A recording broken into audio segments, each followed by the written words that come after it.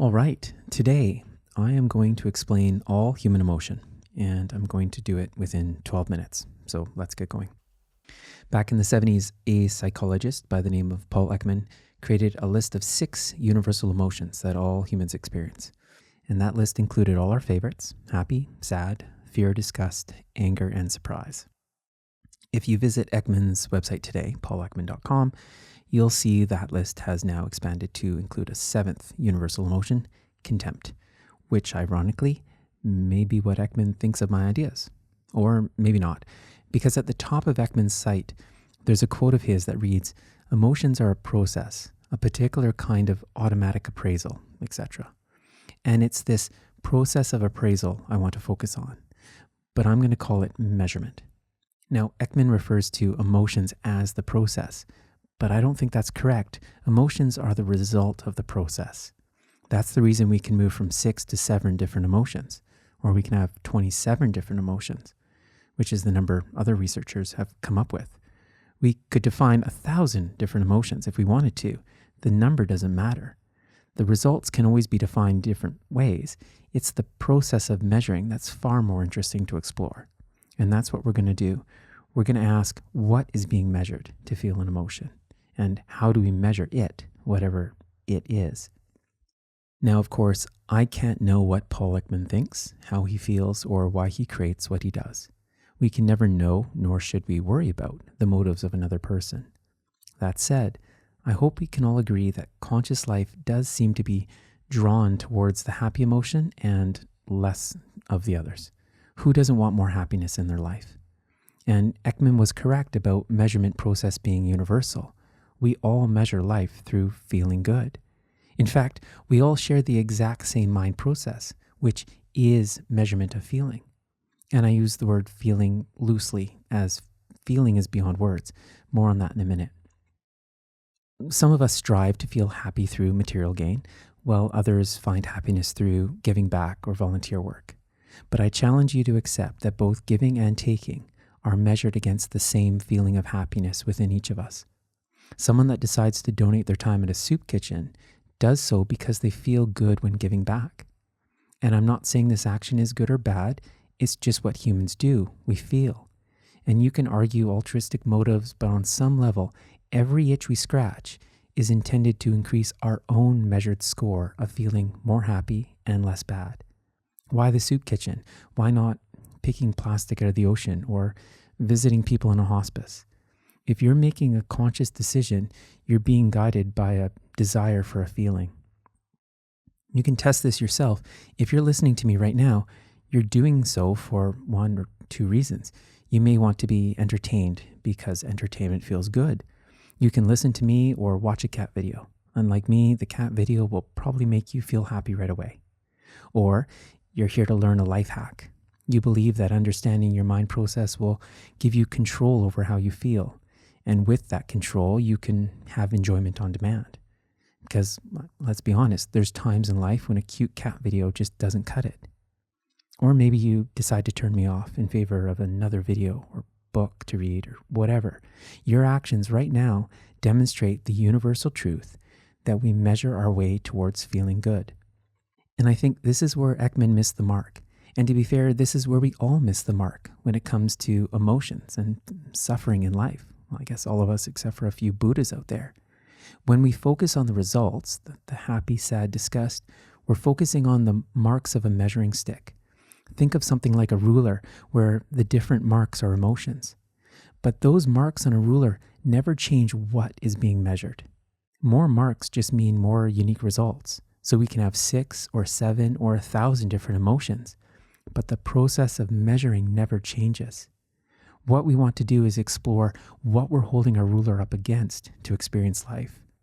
Now, fair warning, what we're about to discuss is abstract. Okay, we're coming back to that word feeling. Feeling can't be explained by words because it's a feeling. Every human that has ever existed on Earth knows it. Our caveman ancestors knew it and they measured it. They just grunted about it. And somewhere along the line, they went a step further and expressed their feelings through cave art. And I'm sure others banged on drums and danced to the same effect. Feeling is why our species developed language and music and art in the first place. So what is feeling? Not the act of feeling, but the it that we measure. Some call it life energy, but it's also energy. I like to say that physicists call it quantum field energy, religion calls it God, hippies call it love, and Jedis call it the Force. Whatever it is, it pervades all aspects of our universe, including us. We all seem drawn to communicate how we're experiencing feeling. We all want to share our personal interactions with it. We all know it. We can measure it. We're fascinated by it, addicted to it. We love it. We all want to revel in it, and we all want more of it. So it's basically an unnameable, unmeasurable, all-pervading feeling/energy that we all know but can't label. So I call it enjoyment with a capital E. Please remember, enjoyment with a capital E is just a word I'm using to describe something we each know through feeling but cannot communicate. You, the person listening to me right now, you know this singular feeling very well. You know when you have enough of it, you feel good, happy, content. And you know when you're lacking it, you feel bad, sad, you desire more. All of your unique emotions are the reflection of your measurement of this singular enjoyment. Okay, let's explain how this measurement process works to result in emotions. We're going to draw an infinite line to represent our scale of enjoyment. This is all the energy of the universe. It's an infinite scale as per the arrows on either end. You are part of this universe, so you are in there. But we can't see you because there are no parts. Infinity is all one. So when we say you are infinite enjoyment, it may sound like woo speak, but it's true. Now, if I ask you, how do you feel? You mark yourself on the scale with an I, and from this position of separateness, you're separate. Now you can perform a process of appraisal and measure how much of the infinite you believe you have. This act of measuring is what we call mind. Some call it ego. Of course, your measurement is an illusion because there are no parts to an infinite source. It's your measuring process, your mind, that creates this illusion of separateness. And you must have separateness to measure because measurement needs two, duality. So now that you exist as separate, you are I, you look around and you compare and say, I am here. I have this much enjoyment. I know this because I'm measuring compared to there. Look at how much enjoyment I have. I must be happy. Of course, you can look the other direction too, but then you'll say, oh wait, I'm sad. I have this much enjoyment, but look at how much more I could have. Notice our position on the scale can be the exact same for both measurements. We can have the exact same amount of enjoyment in our life, but it will be our measurement process that makes us feel happy or sad. We've all experienced this, an exciting new job or a new car, partner, vacation. They'll only feel good for so long because we keep looking around and measuring. Even more mind-boggling is that we forget the scale is infinite.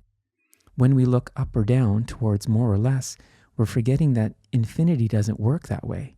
There isn't more enjoyment to the left or right. It's all one. You say, but I feel more or less happy all the time. Well, of course you do, because you measure. You mind process your way through life. You experience ego, mind, duality, and you forget who you truly are.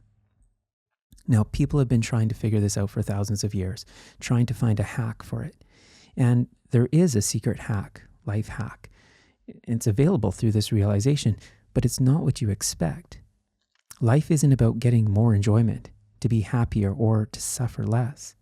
You'll never have enough as long as you keep measuring. You'll just keep going around in circles, chasing. But you can break free from the cycle when you recognize a measurement process is happening. This is what we mean when we say watch our mind. We watch ourselves measuring infinite feeling, believing we don't have enough. If we get caught up in the results of measuring, the outcomes, the emotions, we're basically just studying the marks on a ruler. The 6 or 7 or 1,000 different ways we can describe how we have measured enjoyment, they're all meaningless. We can never hack a process through studying its results. We can become very skilled at predicting the results, but just because we can measure something doesn't mean we understand it. Gravity is a great example of that. I invite you to step back from those measured results. Focus on the process instead. Notice mind process happening.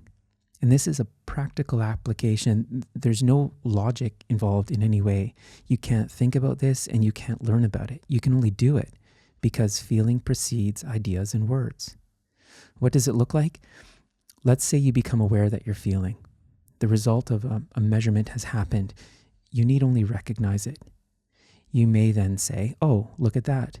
I must have taken a position on the scale. I momentarily forgot I am infinity. I compared. Or you can say something like that. I tend to just remind myself that I measured. You notice a feeling within your physical body, and that feeling was the result of measuring. You observe it, and that's it. You don't want to further measure that previous event as good or bad. That just keeps you moving in the circle. It prolongs the illusion of suffering. You simply acknowledge that you measured and move on. If you do this, you will stop suffering. Speaking of suffering, we need to quickly run through the other emotions on Ekman's list because I said 12, 13 minutes, I can't remember, and I'm sure I'm running out of time here. Okay, we've looked at happy and sad. Those are the simple ones, looking up or down the scale. How do we measure fear? Okay, fear is fascinating because it means we measure ourselves as already having some enjoyment. I have this much enjoyment, but I'm moving and looking in that direction. So we are scared we're going to lose the feeling we already have. Disgust and anger are similar. Disgust, I have this much enjoyment and I need more immediately. Get me out of here. Anger, I have this much enjoyment and I can't quite understand how to get more. It's unable to get more enjoyment when it seems obvious. Surprise is the oddball of the group. Surprise is, hold on a moment, how much enjoyment do I have? I'm not sure what the hell is happening. I'll decide how I feel in a second.